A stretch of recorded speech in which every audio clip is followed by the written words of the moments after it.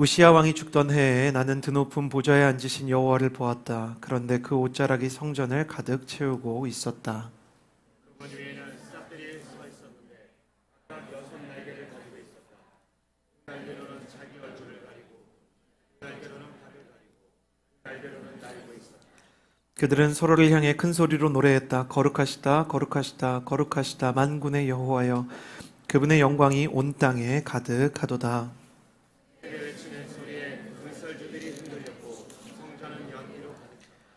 내가 말했다. 내게 재앙이 있겠구나. 내가 죽게 됐구나.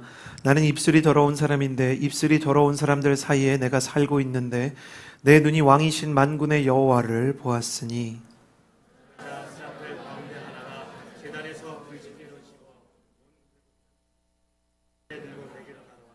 그것을 내 입에 대고 말했다. 보아라, 이것이 내 입술에 닿았으니 내 죄는 사라졌고 내 허물은 덮어졌다.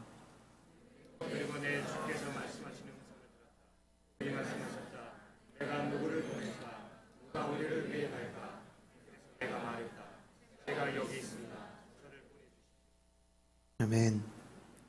제2지육상공 예배 가운데 함께 하시는 여러분, 주님의 은혜가 함께 하시기를 축복합니다. 또한 유튜브를 통해서 이 예배에 참여하시는 분들도요, 매주 주일 오후 6시 반에 대학로의 동숭아트센터 2층으로 오시면 저희가 예배드리는 공간이 있습니다. 해화역 1번 출구에서 가까우니까요, 샤이 CH630을 자청하시는 분들 함께 오셔서 귀한 은혜 나누시기를 바랍니다. 가슴에 손을 얹고 저를 따라해 주시겠어요? 하나님은 나를 사랑하십니다. 나는 그 사랑 안에 있습니다. 이 시간 말씀 앞에 내 마음을 엽니다. 나는 절대로 이전과 같지 않을 것입니다. 아멘. 야구 선수가 컨디션이 좋을 때는요, 투수가 던지는 공이 축구공처럼 크게 보인다고 합니다. 반대로 야구 선수가 컨디션이 정말 좋지 않을 때는 날아오는 공이 탁구공처럼 작게 보인다고 합니다. 그리고 이런 컨디션이 좋지 않은 상태가 계속 반복되는 것을 슬럼프라고 부르죠. 아무리 탁월한 선수라고 하더라도 슬럼프를 겪지 않는 선수는 없다고 합니다. 어디 운동뿐이겠습니까? 우리가 살아가는 삶 속에서 우리의 삶의 모든 영역에 슬럼프가 찾아올 때가 있죠. 주차장처럼 꽉 막혀버린 도로처럼, 차들이 너무 많아서 더 이상 앞으로 나아갈 수 없는 정체 구간을 만난 상황처럼 나의 인생의 진로와 비전의 길이 정체되는 경우가 있고, 슬럼프를 겪는 선수처럼 우리의 기도의 줄기들이 막힐 때가 있죠. 또한 우리의 삶 속에서 계속해서 누적되는 피로와 뭉치는 근육들처럼 우리의 관계에 어그러지고 깨어진 부분들이 계속 반복되는 경우가 있습니다. 그래서 이번 5월에는요, 스피리추얼 하이웨이라는 주제로요, 비전과 관계, 기도의 슬럼프를 넘어서 다시 신나게 달릴 수 있는 길을 찾아보고자 합니다. 한 주 한 주 은혜를 나누는 동안 영적인 슬럼프가 하나하나 극복되는 여러분이 되시기를 주님의 이름으로 축복합니다. 옆 사람에게 이렇게 인사해 주시겠어요? 영적인 슬럼프에서 탈출할지어다. 오늘은 그 첫 번째 시간으로 비전의 정체 구간을 돌파하는 비전의 하이웨이에 대해서 나눠보고자 합니다. 함께 오늘의 주인공을 만나기 위해 1절 말씀을 같이 읽도록 하겠습니다. 1절입니다. 시작. 우시야 왕이 죽던 해에 나는 성전을 가득 채우고 있었다. 1절 말씀에 우시야 왕이 죽던 해에, 대선지자 이사야가요, 하나님 앞에서 비전을 받는, 하나님 앞에서 사명을 발견하는, 소위 신학적으로는 소명장이라고 이야기하는 이사야 6장의 내용이에요. 이사야가 하나님의 비전을 발견한 시기적, 시대적 배경이 등장합니다. 그게 뭐냐면 우시야 왕이 죽던 해라는 것이죠.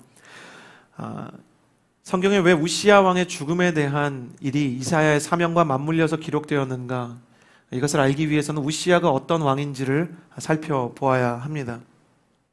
우시야 왕의 역사적인 업적은요, 열왕기하와 역대하에 기록되어 있는데요, 역대하에 따르면 특별히 그는 대단한 리더십을 가진 지도자로 3가지 거대한 정책적 성공을 거둔 사람이었습니다. 첫 번째 우시야의 성공은 농경이었습니다. 농경. 역대하 26장 10절에 보면 우시야는 대대적인 개척 사업을 벌여서요, 생산력이 없던 산지를 농토로 만들고 산을 개간을 한 거예요. 우리나라가 어디로 가도 이렇게 산을 볼 수 있는 것처럼요, 이스라엘도 좀 환경이 비슷해서 삼면 정도가 산으로 둘러싸여져 있었거든요. 그러니까 농지가 굉장히 부족하고 산들이 많은데 산을 깎고 또 때로는 불태우기도 하고 그것을 잘 경작해서 농산물을 재배할 수 있는 농토를 만들었습니다. 그리고 버려진 광야와 같은 곳에 수맥을 잘 찾아서 우물을 팠고요. 그래서 여기에는 생산력이 없고 버려진 쓰레기 같은 땅이다 라고 일컬어지는 곳을요, 정말 아름다운 동산처럼 가꾸고 농지로 만들었죠. 또한 생산력이 없던 땅에서 생산력을 끌어올렸을 뿐만 아니라 이 개척 사업의 규모가 컸기 때문에 일자리가 없는 젊은이들이 국가 주도하에 있는 개발 사업에 뛰어들 수 있게 되는, 일자리가 늘어나는 일석이조의 효과를 거두었던 사람이 바로 우시야였습니다. 두 번째로 우시야는 농경을 넘어서서 무역에서도 성공을 합니다. 역대하 26장 2절에 따르면 그는 숙적 에돔 왕국을 공격해서요, 엘롯이라는 땅을 수복했어요. 이 엘롯이라는 땅은요, 항구를 가지고 있는 도시입니다. 원래 이스라엘이라는 나라가요, 이 애굽, 아프리카 쪽이랑요, 그리고 이제 시리아나 혹은 아수르와 같은 지역들, 이 아람 세력의 중간에 위치한 땅이어서 육로 무역이 아주 활성화되어 있던 나라였거든요. 근데 나라가 하나의 산업이 일정 기간 이상 발전을 하면 그 이상 성장할 수 없듯이 육로로 할 수 있는 무역은 이제 성장이 둔화되는 시기가 찾아왔어요. 그때 이제 에돔 땅을 쳐서 엘롯의 항구를 선점한 이 우시야라는 왕은 이제 해상으로 진출할 수 있는 항로를 개척해서 육로와 항로의 새로운 무역의 시대를 엽니다. 이때부터 마치 두바이처럼 무역의 허브 역할을 감당하는 이스라엘의 시대가 열리게 되죠. 경제적으로 대단한 성장을 거두었을 뿐만 아니라 나라의 외환 보유고가 엄청나게 늘어났다는 기록들이 적혀 있습니다. 그러다 보니 자연스럽게 국제 경제 현황을 주도하게 되었죠. 아무도 이제 이스라엘을 함부로 대할 수 없게 된 것입니다. 세 번째는 농경과 무역을 넘어서 우시야의 성공은 군사 분야에서도 두드러졌습니다. 역대하 26장 15절에 따르면 아직 기원 전의 시기인데도 불구하고요, 우시야는 무기 개발에 성공을 했어요. 특별히 이렇게 삼국지 같은 거 이렇게 게임으로 하셨던 분들, 워크래프트 같은 거 하셨던 분들 이렇게 아실 텐데, 왜 투석기라고 있잖아요. 이렇게 생겨서 돌 여기다 얹어서 이렇게 발사하는 거. 거대한 투석기를 만들어서 성벽을 허물 수 있는 기구들을 만들었고요. 석궁을 만들기 위한 개발팀을 따로 만들었을 정도로 무기 개발에 열정을 가지고 있었던 사람입니다. 그 결과 우시야 왕의 군대는 블레셋과 에돔과 암몬과의 전쟁에서 각각 큰 승리를 거두었고요, 영토를 확장하고 이웃 나라에게서 조공을 받았던 사람이었습니다. 이 우시야라는 사람이 대단한 것이 왕위에 처음 올랐을 때 나이가 약관의 나이도 채 되지 못한 16세였어요. 아버지가 이렇게 정치적으로 크게 물려준 유산이 없었습니다. 그런데도 불구하고 고대 왕이 농경과 무역과 군사에서 성공을 했다는 것은 그 나라의 경제적인, 정치적인, 군사적인 각각의 영역이 확장되면서 나라가 말 그대로 부국강병의 대로를 달리게 되었다는 것을 뜻하게 되는 것이에요. 그러니 수많은 족속들이 그에게 나와와서 이제 조공을 바치고 화친을 청하고, 이제 이스라엘 사람이라는 것 자체가 그 나라 사람들에게 자부심이 되는 역사가 일어났던 것입니다. 그는 16세의 어린 나이에 즉위했지만 무려 52년 동안 통치를 했고요. 유다 왕국 전체에서 가장 통치 기간이 길었고 또 많은 성공을 거두었던 탓에 우시야의 별명은 사람들 사이에서 공공연히 제2의 다윗이라는 칭호로 불리곤 했습니다. 그런데 그 위대했던 왕 우시야가 죽습니다. 그리고 오늘 말씀은 이 위대한 우시야 왕의 죽음으로부터 시작이 됩니다. 우시야가 죽자 차기 왕권은 우시야의 아들이었던 요담에게 계승이 되었는데요. 문제는 요담의 리더십이 우시야의 그것과는 비교할 수 없이 허약했다는 거예요. 판단력에 있어서도, 장악력에 있어서도, 추진력에 있어서도 모두 우시야에게 미치지 못하는 미숙한 요담이 왕위에 오르자 주변 나라의 지도자들은 이제 우시야의 이 영광을 조금이라도 다시 되찾아올 것에 대한 계획을 세우기 시작했어요. 열강들이 호시탐탐 이 나라가 무너질 것에 대한 기대를 가지기 시작했던 것이죠. 그리고 이때 시름이 깊어졌던 사람이 바로 이사야입니다. 이사야는 왜 시름이 깊어졌는가? 그냥 우리처럼 청년인데, 우리처럼 직장인인데, 나라가 어려워지니까 나라가 어려워진 것 때문에 복잡한 마음을 안고 나라를 위해서 기도하기 위해 성전으로 올라간 사람인가? 그는 우리와 같은 평범한 사람이 아니었습니다. 열왕기하와 역대하의 기록을 보면요, 특별히 역대하의 기록에 우시아와 히스기야에 대한, 이 우시아 왕과 선왕이었던 또 히스기야, 선한 왕이었던 히스기야의 기록을 모두 이사야가 기록했다고 적혀 있습니다.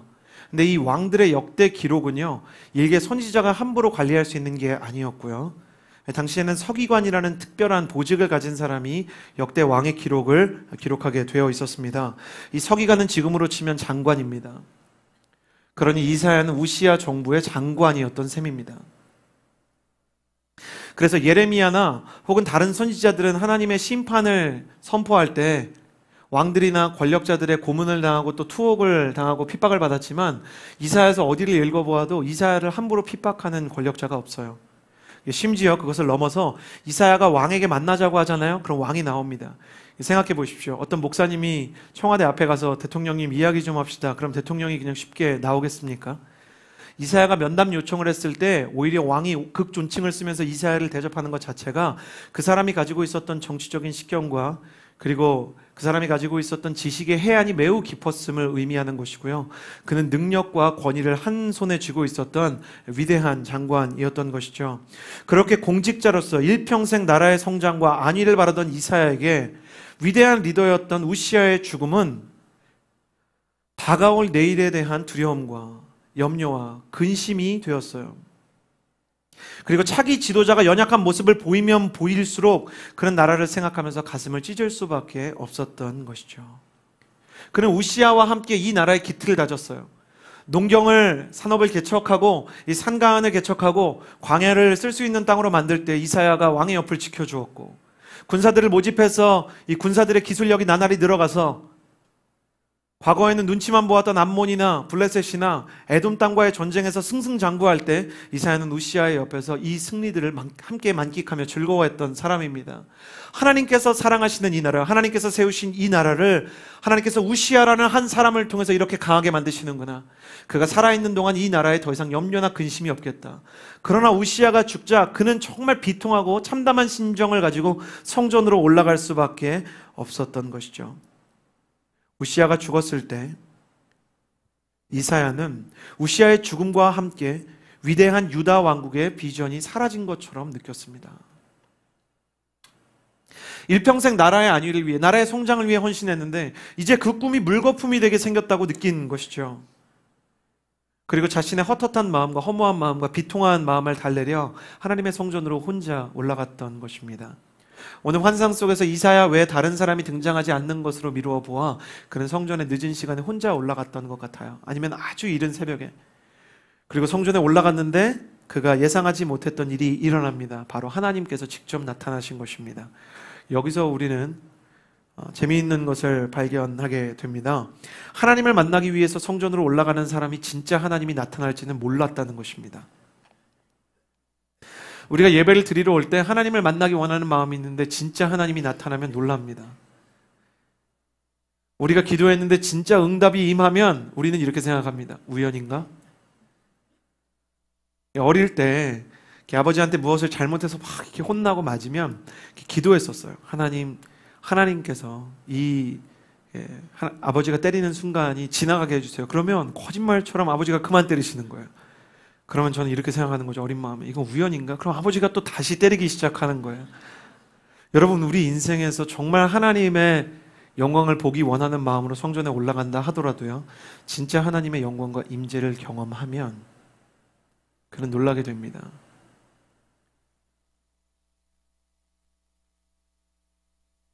하나님은 우리가 예상하지 못했을 때 우리를 찾아오십니다. 우리의 마음이 이사야처럼 아직 준비가 되지 않았을 때, 두려움과 염려로 가득 찬 순간에 하나님은 급하고 강한 바람처럼 우리의 삶을 습격해 오십니다. 하나님은 우리의 시계에 맞춰서 일하지 않으십니다. 하나님에게는 하나님의 시계가 있습니다. 신앙생활이란 삐뚤어진 우리의 시계를 하나님의 시계와 하나님의 시간에 맞추는 것입니다. 바이올린을 연주하기 위해서는 조율을 가장 먼저 해야 하듯이 우리는 우리의 계획과 우리의 생각과 우리의 예상을 내려놓고 하나님께 우리의 마음의 현을 조율하는 연습을 해야 합니다. 우리가 두려움 가운데 있을 수 있습니다. 우리가 염려 가운데 있을 수 있습니다. 그래서 이 염려와 두려움 속에서 우리의 인생의 음악이 불협화음으로 다 망가져서 무너질 때가 있습니다. 그러나 하나님께서는 그 염려와 불안감이 증폭되고 있을 때 우리를 버리거나 우리를 떠나시는 것이 아니라 우리를 지켜보고 계십니다. 그리고 가장 정확한 타이밍에 우리를 찾아오는 것입니다. 하나님은 너무 늦게 오시지 않으십니다. 그렇다고 너무 빨리도 오지 않으십니다. 하나님은 정확한 시간에 우리를 만나러 오십니다. 저는 여러분의 가장 필요한 순간에 하나님께서 여러분을 찾아오시는 역사가 있게 되기를 주님의 이름으로 축복합니다. 유다 왕국에 대한 비전이 무너졌던 우시아 왕의 죽음과 함께 자신의 비전은 이제 정체될 수밖에 없는 비극적인 운명의 주인공이 되었다고 스스로를 책망하던 이사야. 그 정체된 비전에 참담한 싱크홀 가운데 나타나신 하나님께서 어떻게 정체된 비전을 다시 생동감 있는 비전으로 바꾸시는가? 우리 함께 1절에서 4절 말씀을 다시 한번 읽어보도록 하겠습니다. 1절에서 4절입니다. 같이 읽겠습니다. 시작. 우시아 왕이 죽던 해에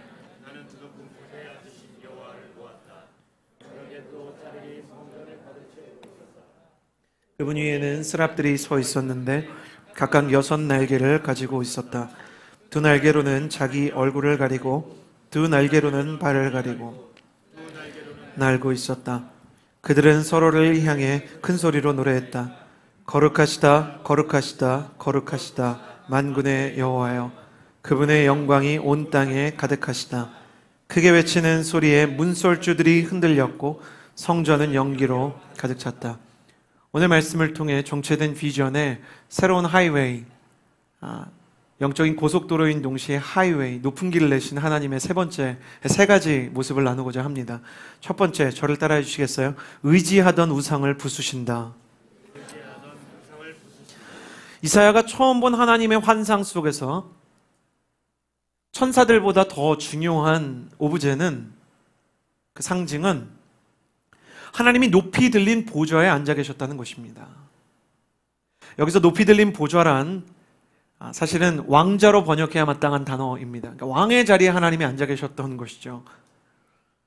하나님은 이사야의 마음을 아시고 의도적으로 왕좌에 앉은 채로 왕처럼 이사야를 맞으셨습니다. 왜냐?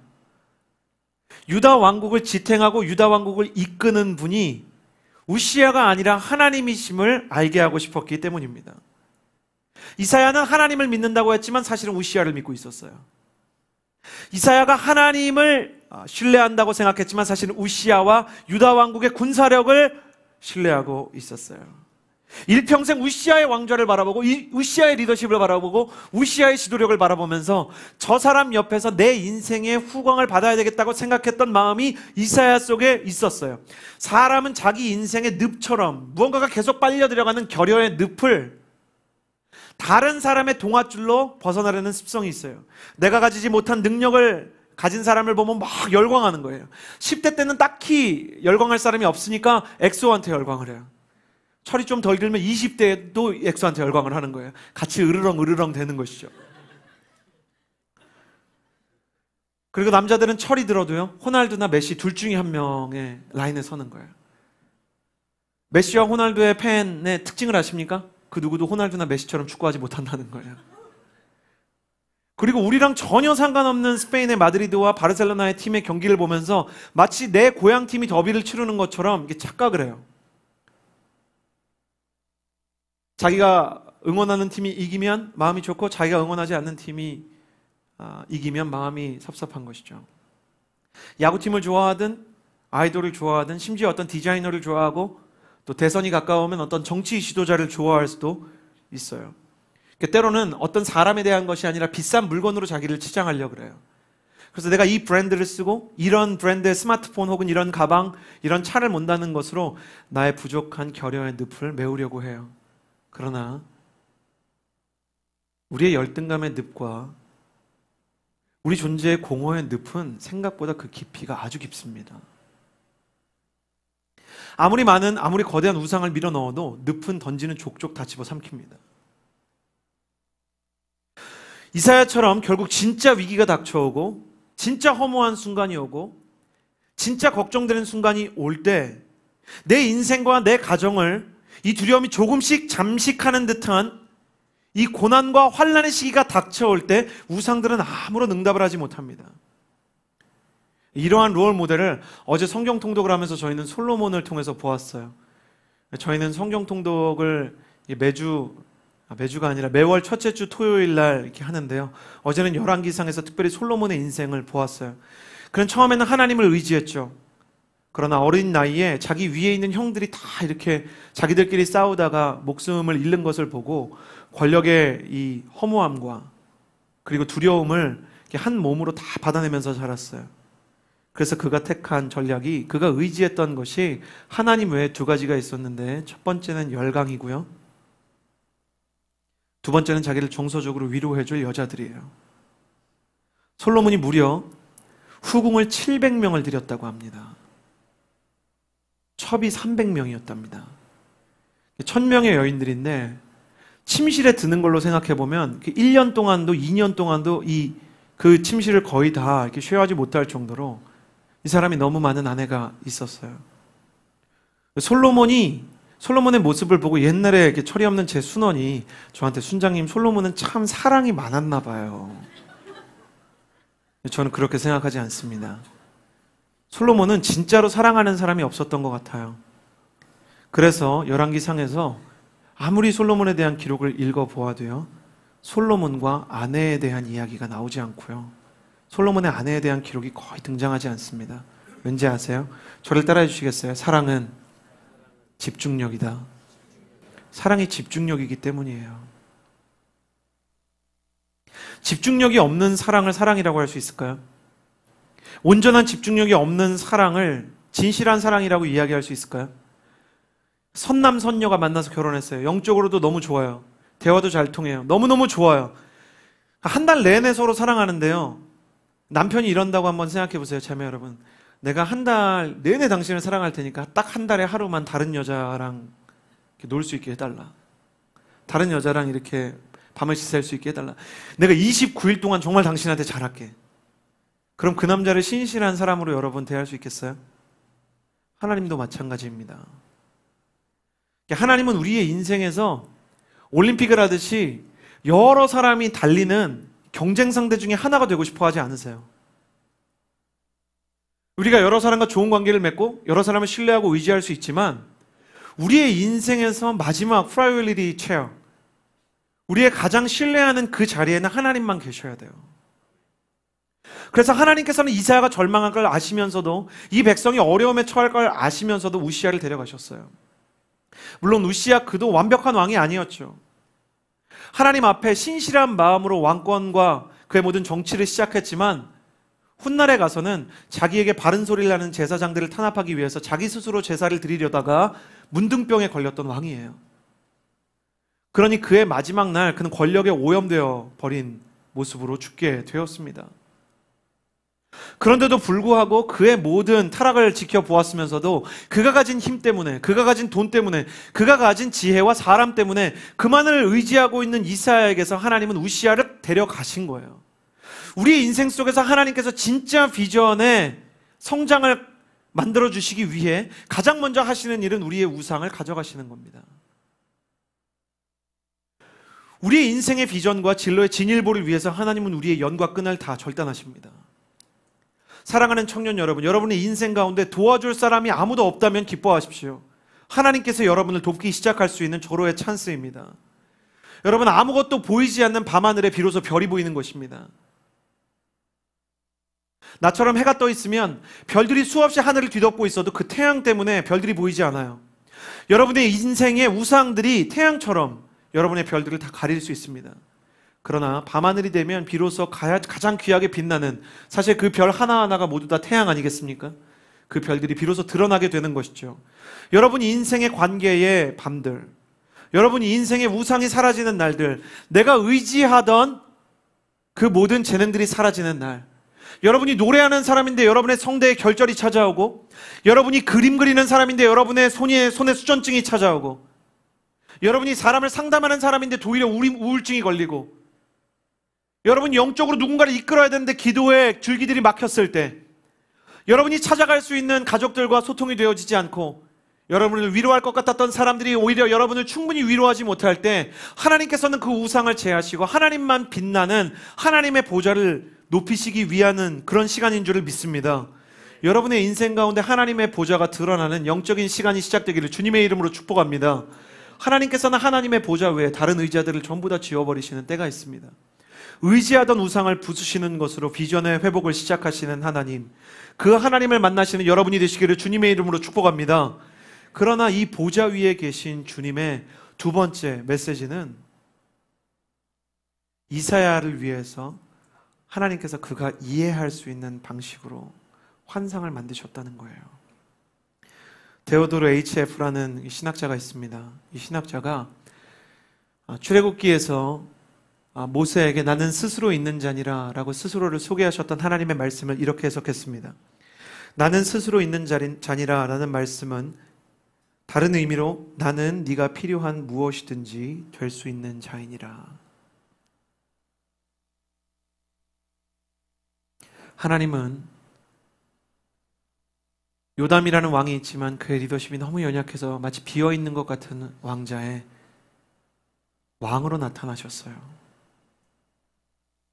유다 왕국의 진짜 왕이 누구냐?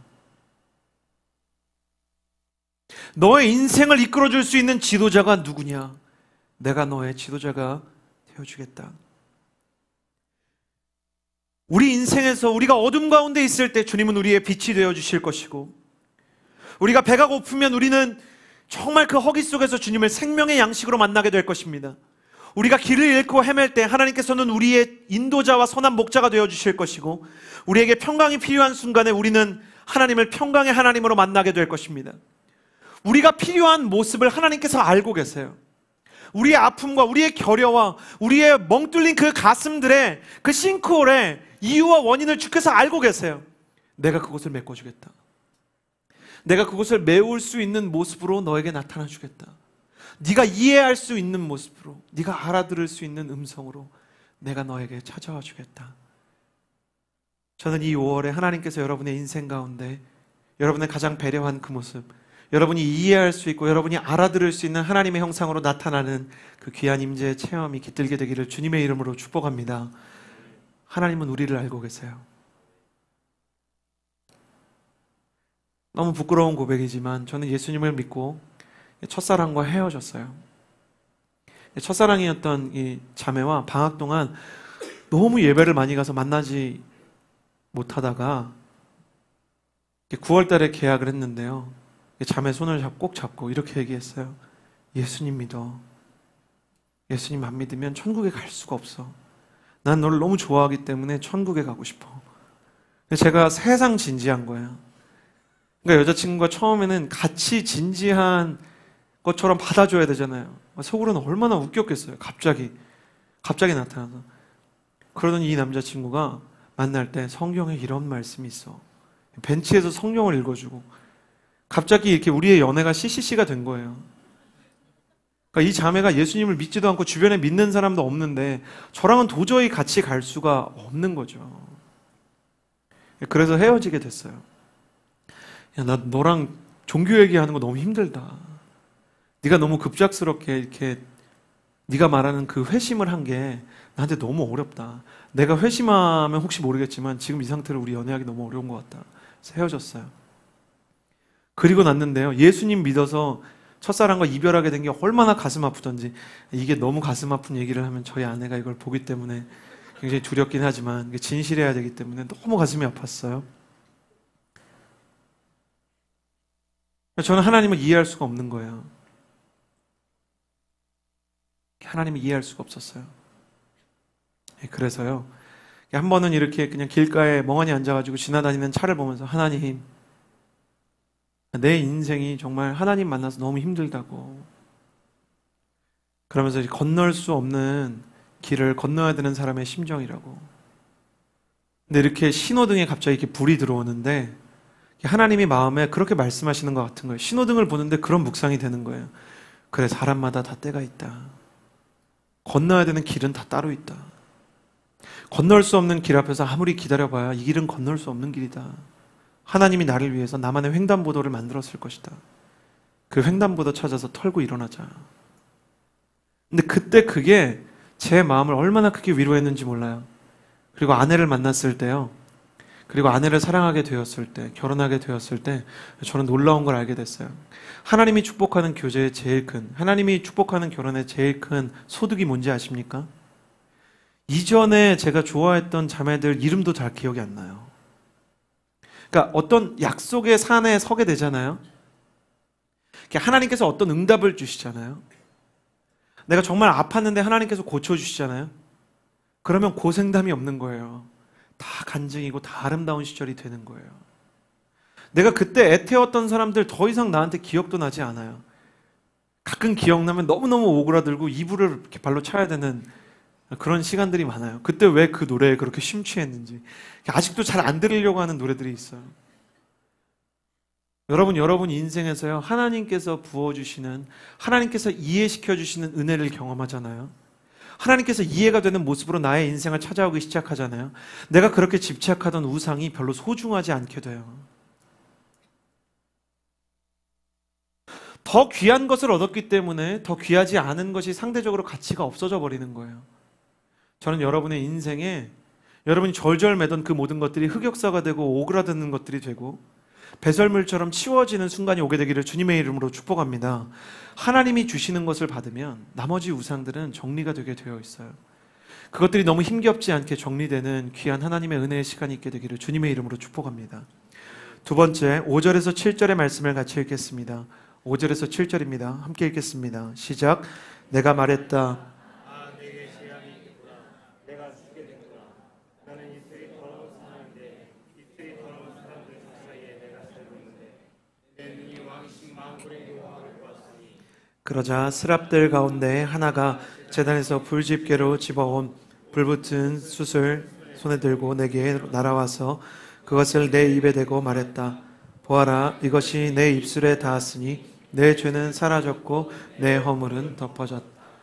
주님께서 높은 보좌에 앉아 계시는데 스랍이라고 부르는 하나님의 성전을 지키는 천사들이 6개의 날개로 2개는 자기의 눈을 가리고 2개는 자기의 발을 가리고 2개로는 날면서 거룩하다 만군의 여호와여 노래를 부르기 시작했습니다. 특별히 거룩하시다, 거룩하시다, 거룩하시다. 어려운 말이 아니죠. 그분은 너무나 다른 분이다. 너무 다른 분이다. 이사야, 이게 하나님을 향한 찬양이기도 하고요. 이사야를 향한 메시지이기도 했어요. 그분은 세상에 있는 왕들과 다르다. 네가 찾는 우시아와 다르다. 네가 바라보는 힘과 네가 생각하는 지혜와 차원이 다른 분이다. 천사들이 그렇게 선포하고 있었죠.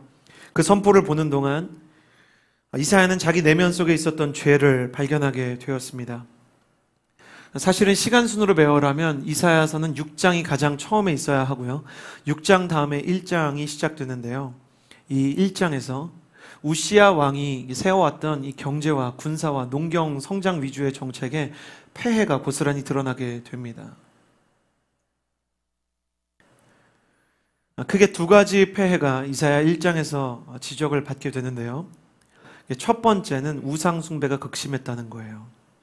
우리는 유다 왕국과 이스라엘의 역사인 성경을 보면서 마치 하나님을 믿는 이스라엘 백성들은 유일신 종교를 가진 민족으로 계속 존재했을 것이라고 생각하는데 열왕기상과 역대상하 어디를 보아도요, 이스라엘에서 종교의 자유가 크게 침해받았던 시절이 별로 없습니다.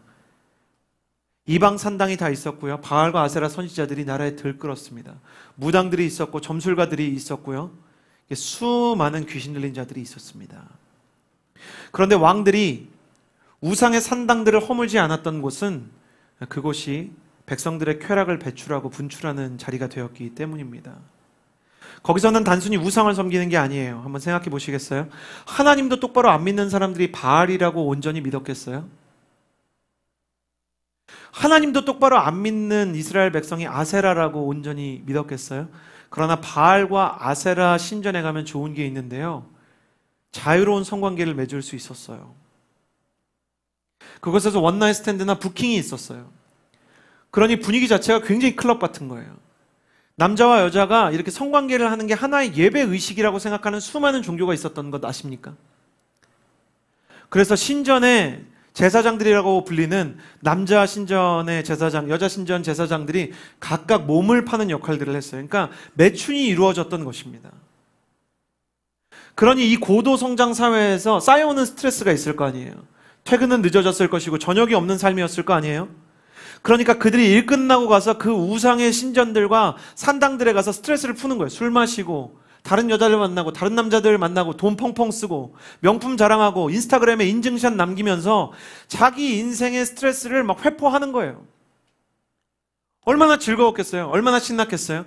그런 기능들을 가지고 있는 곳들이었기 때문에 이 유다 왕들이 알면서도 그 산당들을 방치했습니다.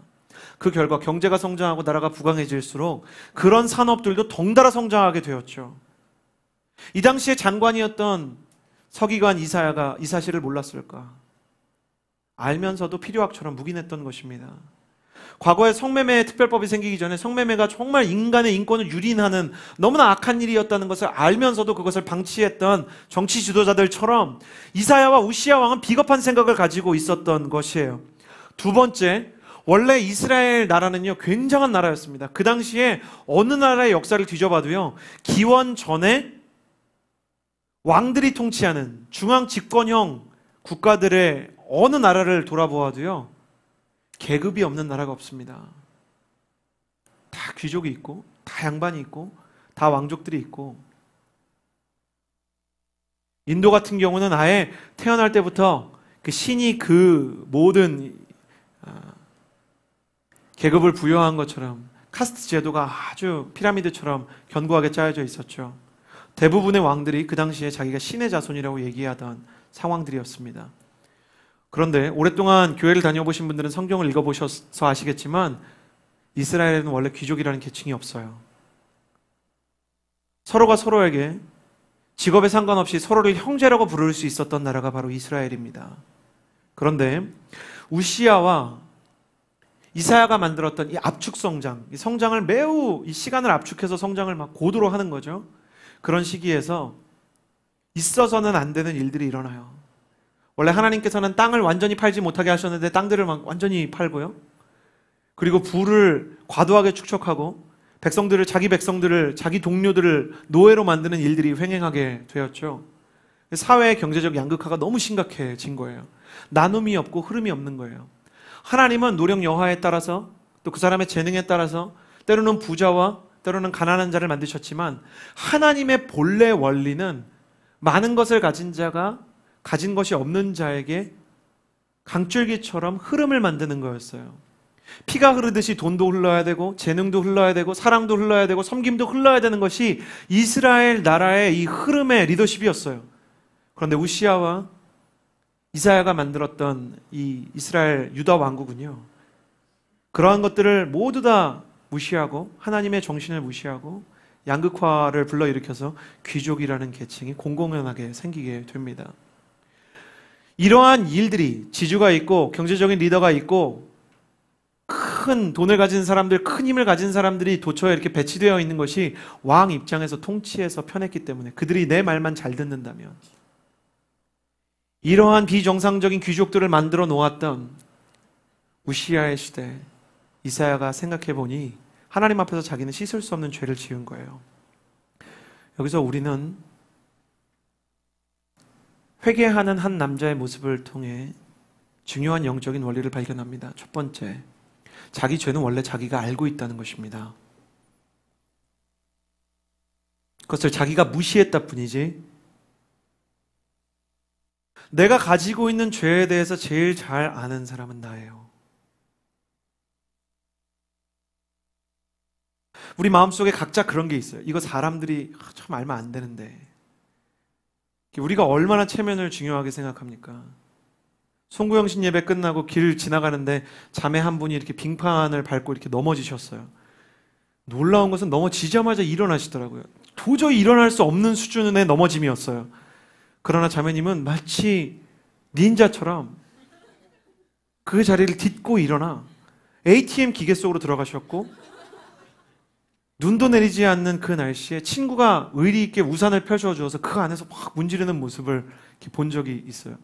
우리가 그런 것만 해도 얼마나 창피하게 생각해요. 더 나아가서 우리 안에 있는 미움, 증오, 음란함, 교만, 거짓말, 우린 사람들이 알면 큰일 날 것이라고 생각하죠.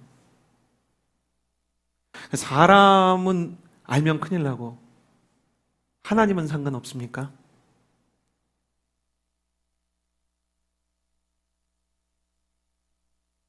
하나님은 아셔도 별일 없고 사람은 알면 큰일 나요. 그러나 하나님이 진짜 우리의 마음속에 찾아오시면 우리가 가지고 있는 죄가 드러나는 거예요. 여러분, 진짜 하나님 만난 사람, 진짜 하나님 만난 것은 아닌 사람, 차이가 뭔지 아세요? 진짜 하나님을 만나면 회개가 시작돼요.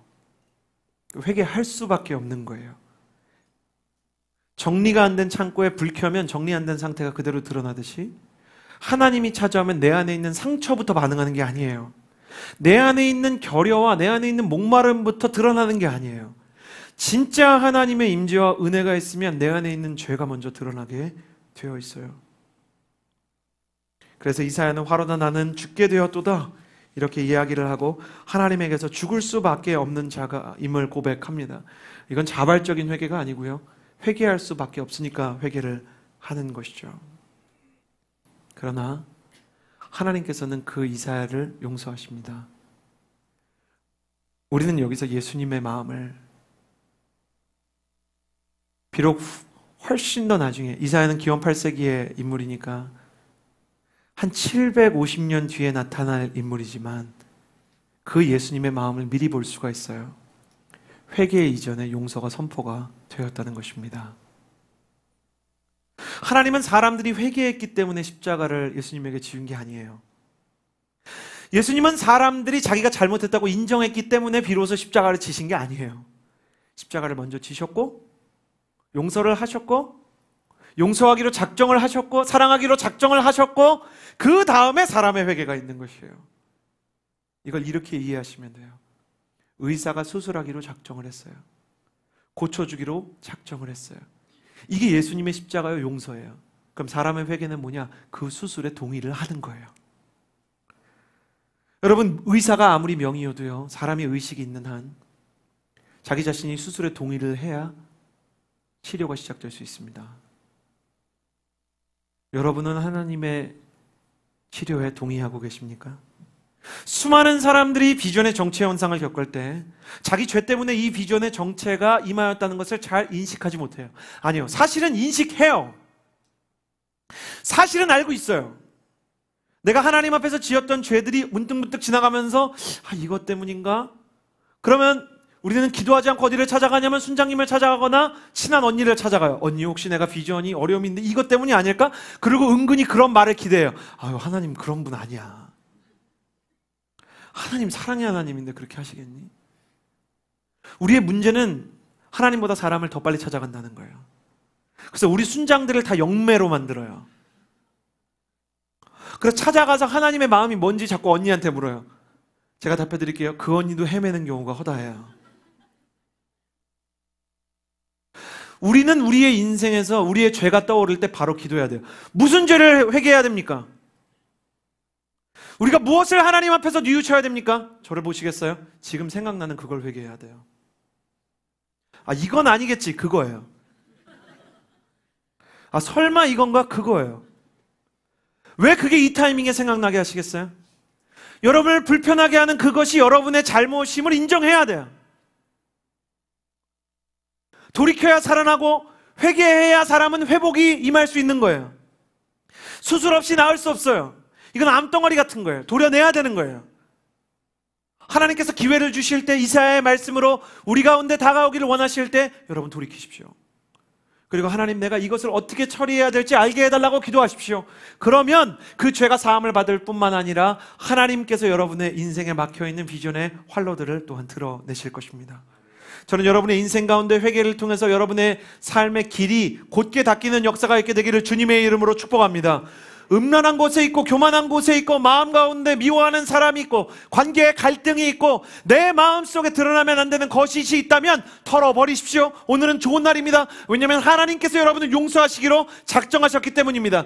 그 십자가의 작정, 그 십자가의 보혈, 그 십자가의 죽음, 그 십자가의 사랑이 헛되게 하지 마십시오.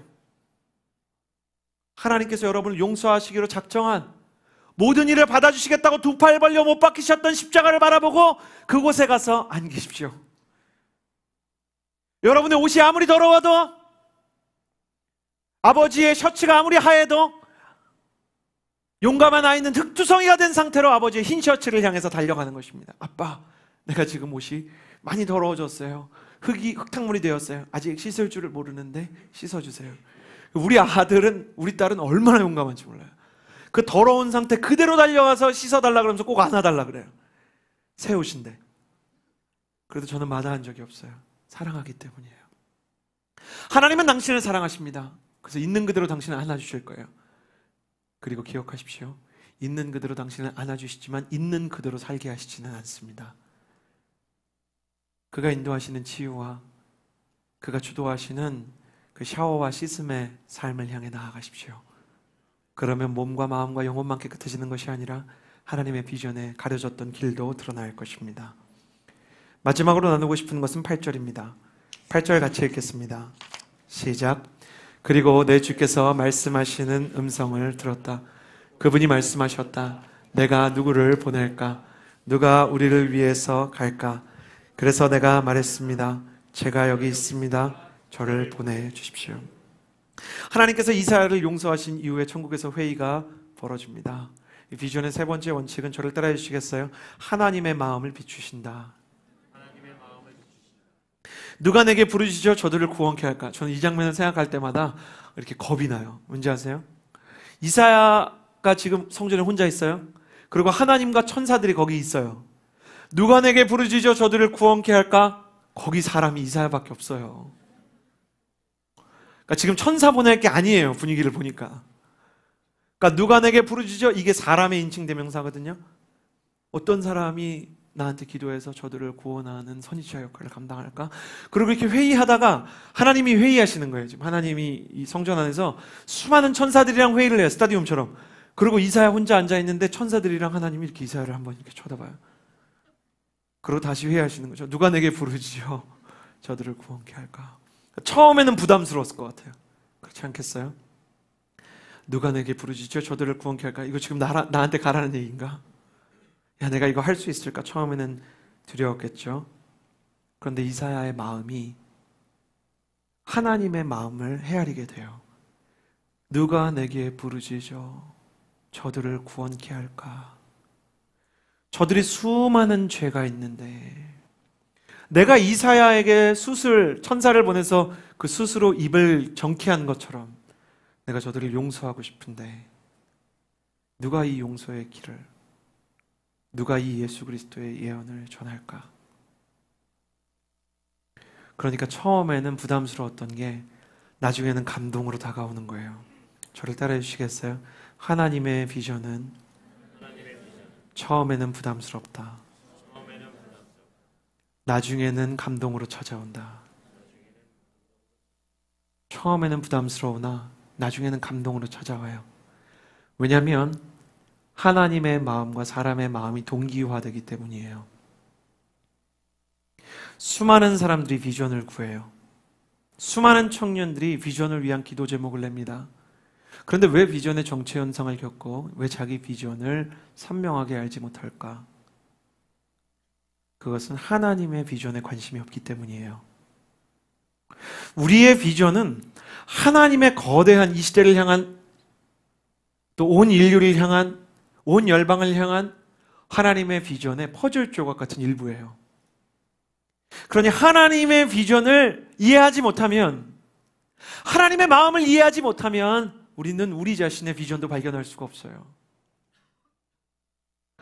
여러분 생각해 보십시오.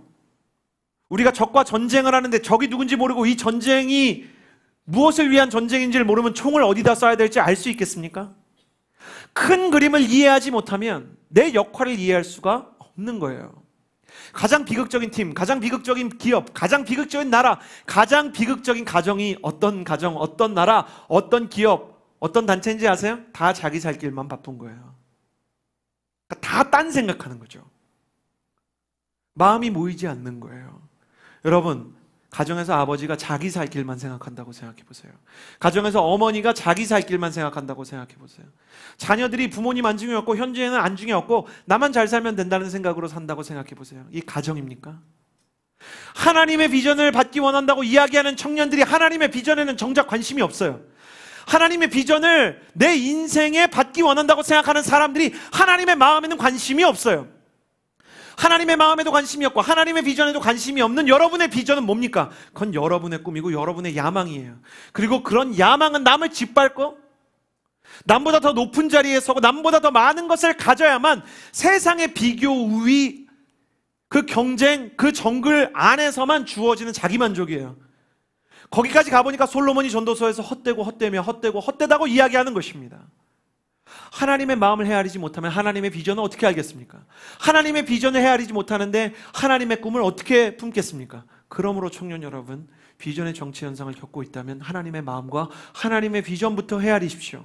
하나님, 지금 이 땅에 내가 주목하고 있는 나의 이 직장에 내가 섬기는 이 가정을 향한 하나님의 마음과 하나님의 비전과 하나님의 꿈은 무엇입니까? 내가 왜 음악을 해야 됩니까? 내가 왜 운동을 해야 됩니까? 내가 왜 공부를 해야 됩니까? 내가 왜 일을 해야 됩니까? 내가 왜 가족을 섬겨야 됩니까? 내가 왜 사람을 만나야 됩니까? 왜 내가 교회를 섬겨야 됩니까? 하나님의 비전이 무엇입니까를 깨달으십시오. 하나님의 마음에 공명하고 하나님의 마음에 동기화되는 사람이 되십시오. 그러면 그 마음이 나침반이 되어 여러분의 인생을 이끌어줄 것입니다.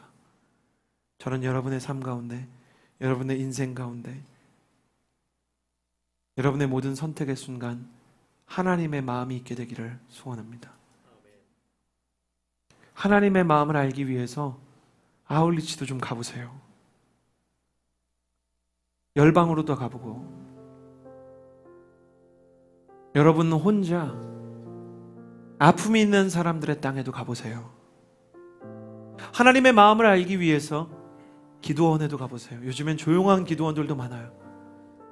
내가 하나님 앞에서 하나님의 마음을 구하면서 드리는 예배와 그 모든 여행이 결코 헛되지 않을 것입니다. 세상의 큰 산이 되기 위해서 몸부림치는 비전은 하나님의 뜻이 아닙니다. 더 높은 자리, 더 큰 영광, 더 많은 사람들, 더 큰 재능을 위해서 여러분의 마음을 망가뜨리지 마십시오. 하나님의 마음을 헤아린다면, 그 사랑 높은 길로 간다면, 그 소망, 그 깊은 길로 들어가기로 작정한다면 그 하나님의 마음이 여러분을 이끌어 줄 것입니다. 하나님, 내 인생에 우시아와 같은 존재가 있었습니다. 내가 태양처럼 생각하던 남자가 있었고, 내가 왕처럼 생각하던 나의 피왈 바위와 같은 지도자가 있었습니다. 내가 나의 보석처럼 생각하던 재능이 있었고, 내가 나의 칼처럼, 나의 창처럼 생각하던 물질들이 있었습니다. 그러나 하나님께서 나의 우시아를 나의 인생에서 지워버리셨습니다. 사랑하는 여러분, 눈을 감고 한번 머릿속에 그려보시겠습니까? 하나님께서 우리 인생에도 하나님의 보좌를 우리 마음에, 우리 가슴에 심어주기를 소원하십니다. 하나님, 내 인생에 다른 보좌를 생각하지 아니하고 오직 주님의 보좌를 높이며 사는 사람이 되게 하여 주시옵소서. 수많은 우상들, 내가 의지하던 것들, 그 사람들, 그 재물들, 그 재능들 다 내려놓고, 또 나의 모든 죄와 나의 모든 연약함과 내가 주님 앞에 버렸던 그 모든 악함에서 나는 돌아오기 원합니다. 그렇게 돌아와 주님의 보좌를 바라보기 원하는 분들마다, 그 보좌로부터 나의 비전을 재설정하기 원하는 자들마다 함께 그 자리에서 일어나서 기도하기를 원합니다. 하나님, 내가 일어납니다. 내가 당신을 바라봅니다. 나의 마음과 나의 시선이 당신께 집중됩니다. 나의 사랑이 당신께 집중력으로 반응하기를 소원합니다. 이 시간 기도하며 나아갈 때 주님의 보좌 바라보며 회개하는 마음으로 기도하며 나아갑시다. 기도하겠습니다. 신실하신 하나님 아버지, 우리의 모든 무너진, 우리의 모든 깨어진, 우리의 모든 상하고 우리의 모든 연약하여져서 허물어져가는 모든 마음 가운데 오히려 하나님께서는 하나님의 일과 하나님의 마음을 시작하심을, 하나님의 계획과 하나님의 시간을 하나님의 계획대로 움직이고 계심을 믿게 됩니다. 하나님, 성공을 위해서 끊임없이 달려오고 경쟁에서 이기기 위해서 다른 사람을 짓누르며 그것이 마치 나의 비전인 것처럼, 그것이 마치 하나님의 마음인 것처럼 스스로를 속여가며 지탱해온 그 야망으로부터 돌이키기를 소원합니다.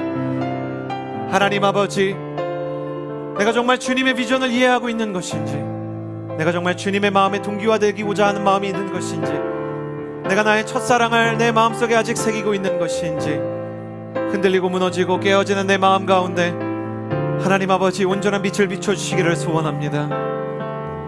주님, 우시아의 보좌가 무너지고 우시아 왕이 세상 가운데 사라졌을 때 온전한 왕이 누구인지가 드러났고 온전한 왕좌의 주인이 누구인지 드러났던 것처럼 내가 의지하던 능력과 내가 의지하던 사람들과 내가 의지하던 재능들이 저 어둠 곁으로 흩어져 갈 때 내 인생의 진정한 별이 되시고 내 인생의 진정한 빛이 되시는 주님 만나게 하여 주시옵소서. 그 빛 가운데 나의 죄들을 고백하며 나아가게 하여 주시옵소서.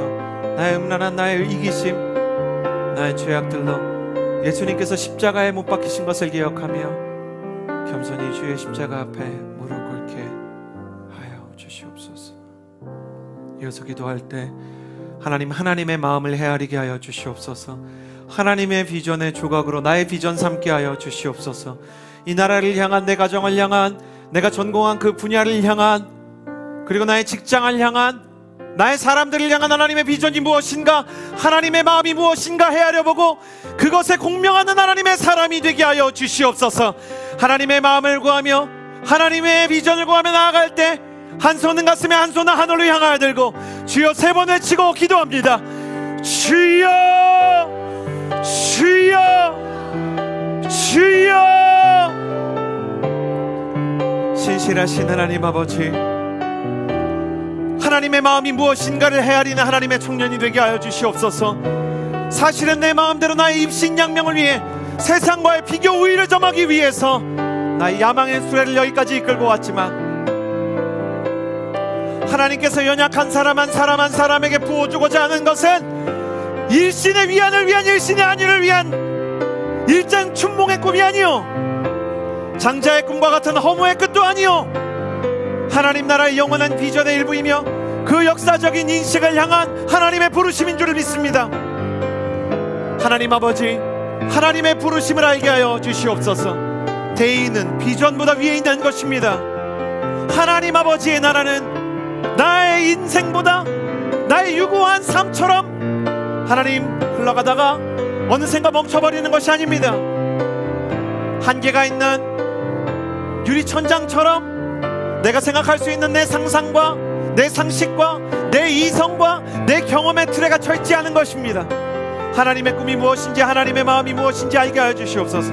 내가 바라보지 못했던 것, 내가 느끼지 못했던 것, 내가 보지 못했던 것, 내가 깨닫지 못하고 있는 것, 하나님, 내가 하나님과 함께 눈물을 흘리는 자가 되게 하여 주시옵소서. 하나님, 내가 하나님께서 분해하시는 것에 분하게 하여 주시옵소서.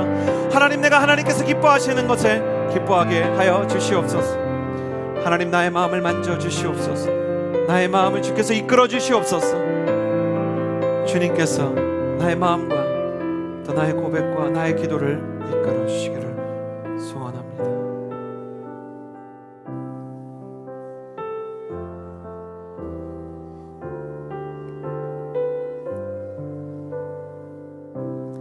우시아 왕의 보좌가 사라지고 우시아 왕이 이사야의 시야에서 요단강 너머로 사라졌을 때 하나님께서는 누가 이사야와 유다 왕국의 왕인지 누가 이 민족을 이끄시는 진정한 왕좌의 주인인지를 보여주셨습니다. 우리의 인생, 우리의 나라, 우리의 가정의 진짜 왕좌의 주인이 누군지 알게 하여 주시옵소서. 모든 우상을 내려놓고 모든 죄에서 깨끗게 되어 주님의 마음과 주님의 비전과 주님의 대의와 주님의 눈물에 공명하는 하나님의 청년들이 다시 일어나 이 땅에 다시 오지 않을 것 같았던 그리스도의 계절을 회복하고 주의 청년들이 한 손에 복음을 들고 한 손에 사랑을 들고 하나님의 마음, 하나님의 꿈, 하나님의 비전의 환상을 보는 자들이 되게 하여 주시옵소서.